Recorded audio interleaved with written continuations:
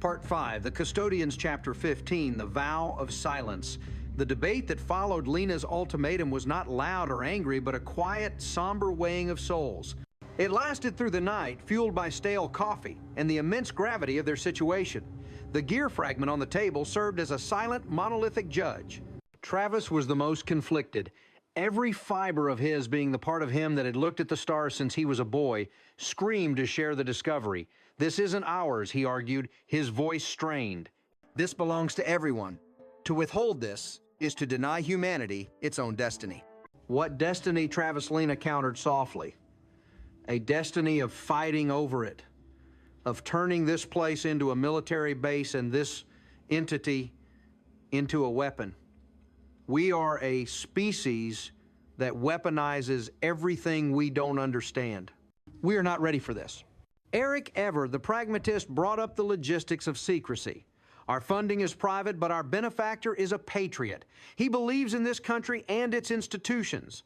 If we tell him what we found, he will feel duty-bound to report it to the highest levels of government. The secret will be out of our hands within an hour.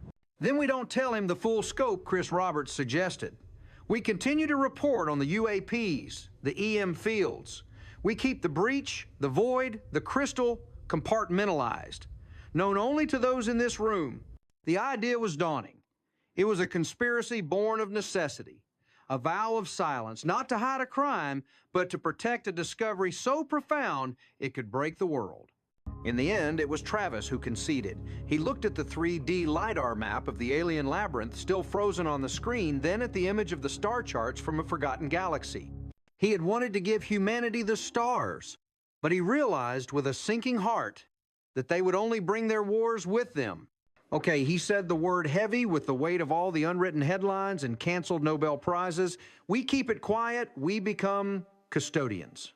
One by one, they agreed. They stood in the cold light of dawn, no longer a team of researchers, but a secret society of 5, bound by a shared experience that no one else on Earth could possibly comprehend. Their first act as custodians was a difficult one. They sealed the borehole, filling the top 100 feet with concrete, erasing the physical path to the void. It felt like closing a tomb, but they knew it was a necessary quarantine.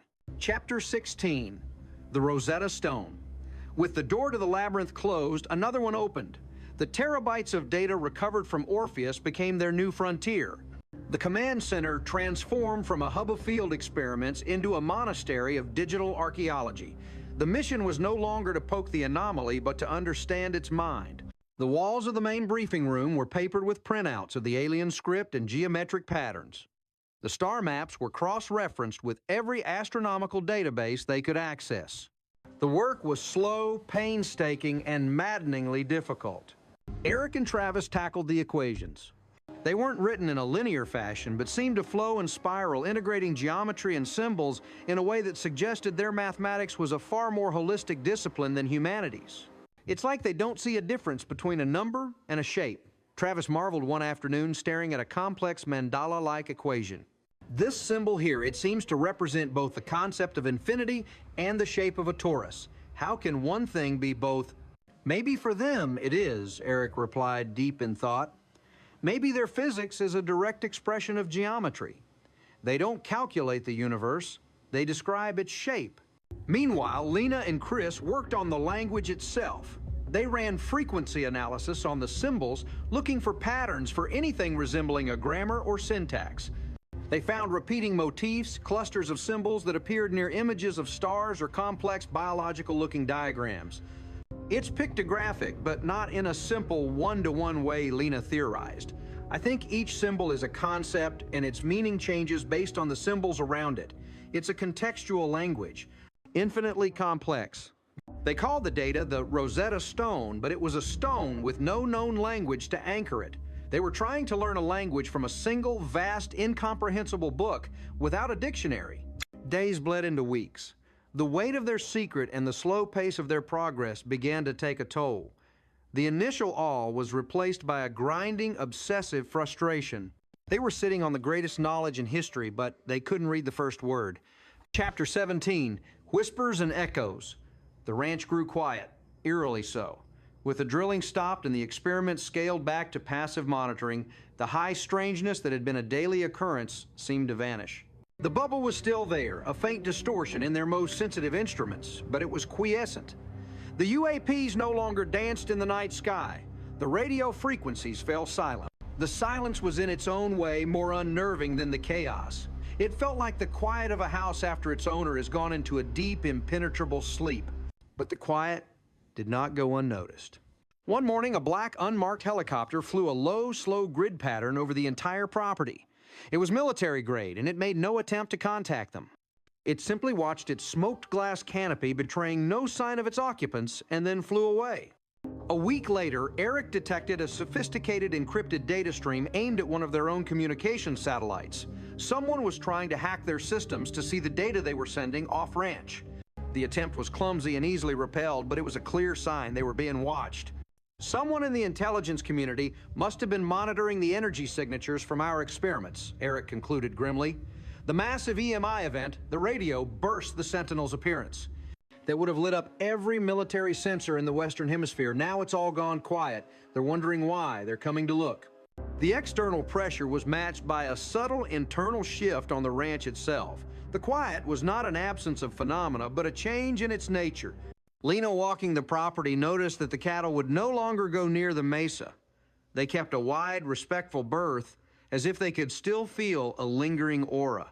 Chris discovered strange crystalline growths like frost appearing on rocks near the triangle, even on the hottest days. They would sublimate into nothing when touched. The entity in the mesa was silent, but its presence was seeping into the very soil of the ranch. The custodians realized their quarantine was not perfect. The influence of the anomaly could not be so easily contained. It was a whisper in the rock, an echo in the air, a constant low-level hum just beneath the threshold of their senses, reminding them that the giant was not dead, merely sleeping. Chapter 18, The First Word. The breakthrough, when it came, was not a thunderclap, but a whisper. It came from Lena.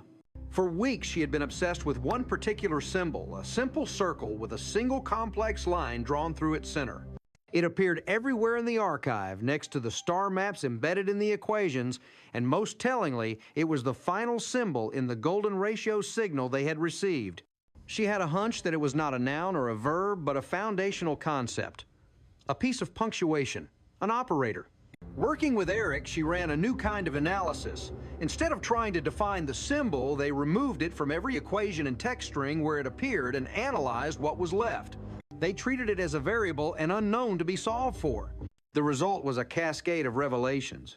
When the symbol was removed, seemingly unrelated equations suddenly resolved into elegant symmetrical forms. Complex, chaotic-looking geometric patterns simplified into repeating, understandable fractals. The symbol wasn't a word. It was a lens, a filter. It was the key that translated their three-dimensional linear perception into the higher-dimensional holistic reality of the archive's creators. It represents, Eric said, his voice trembling with the effort of putting the concept into human language, the act of observing, the interface between consciousness and reality. It's the mathematical representation of a question. A question. Their first decoded word was not hello or danger or we come in peace. It was the very concept of inquiry itself. It was the universe asking to be known. The team stood in awe before the whiteboard where Eric had written the translation. The entity hadn't been broadcasting its name or its history. It had been broadcasting its fundamental nature, a state of infinite sentient curiosity. The golden ratio signal suddenly made a new profound kind of sense. It wasn't just a mathematical greeting. It was a statement, we exist in a state of harmonious inquiry. It was a validation of everything they had sacrificed. Their decision to step back to listen, to try and understand, was the correct one. It was the only one.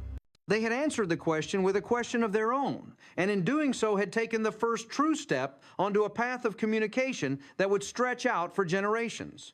They were no longer just custodians of a secret. They were the first students in a school whose classroom was the cosmos itself and whose teacher was a silent, sleeping god beneath the Utah soil.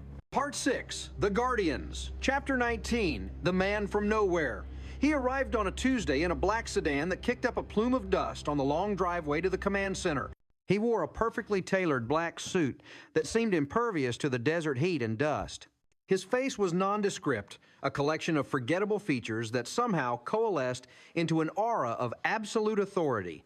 He introduced himself only as Mr. Jones. "I'm here to review your progress on behalf of your benefactor's partners," he said, his voice a monotone that betrayed no emotion. The word partners hung in the air, heavy with unspoken meaning. They all knew their benefactor had no partners. Jones didn't ask for a tour. He didn't seem interested in their equipment or their superficial findings. He walked into the command center, his eyes scanning every screen, every whiteboard, every face. The team felt like specimens under a microscope. "You've been very active," Jones stated, not asked. "High-energy physics, deep earth drilling, wide-spectrum transmissions, and then 3 months ago, you stopped. The energy signatures coming off this property went from a rock concert to a whisper. We'd like to know why."